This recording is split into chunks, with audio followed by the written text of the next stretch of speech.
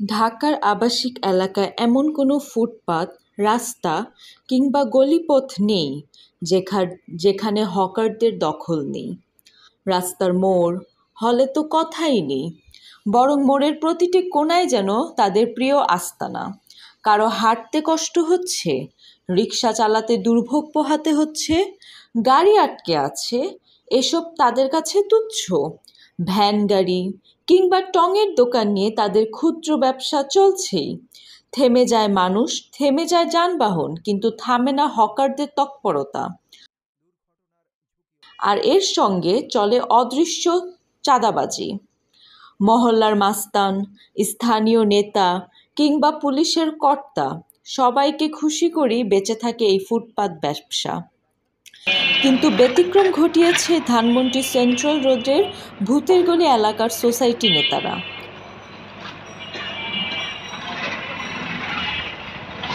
তারা সকল ফুটপাত হকারদের ডেকে বৈঠকে বসান, বোঝান রাস্তা ছেড়ে নির্দিষ্ট খোলা জায়গায় একত্র হয়ে ব্যবসা চালাতে।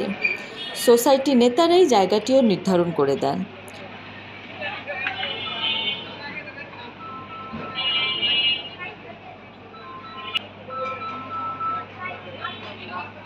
আমরা সেই বাজারে গিয়েছি, হকারদের সাথে কথা বলেছি, তারাও খুশি।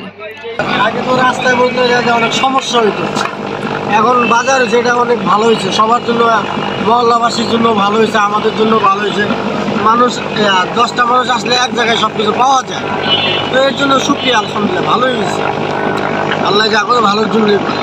অনেক প্রচুর কাস্টমার আছে, যেহেতু এটা ধানমন্ডি এলাকা, সব ভিআইপি লোক থাকে, আসে, ভালোই কাস্টমার আসে, আমাদেরও ভালো হয়েছে।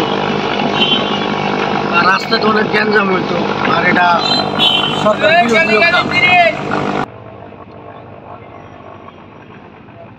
একসময় এই গলি বা মোড়ে হতো প্রচণ্ড যানজট, ভ্যান গাড়ি আর হকারদের কারণে অচল হয়ে যেত পথঘাট।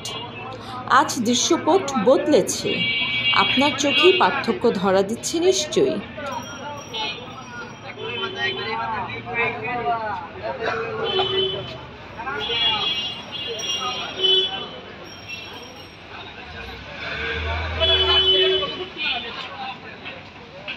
ঢাকার অন্য আবাসিক এলাকাগুলোতেও সোসাইটি নেতারা কি এমন উদ্যোগ নেবেন জানি না, কিন্তু আমাদের কোনো অভিযোগ নেই।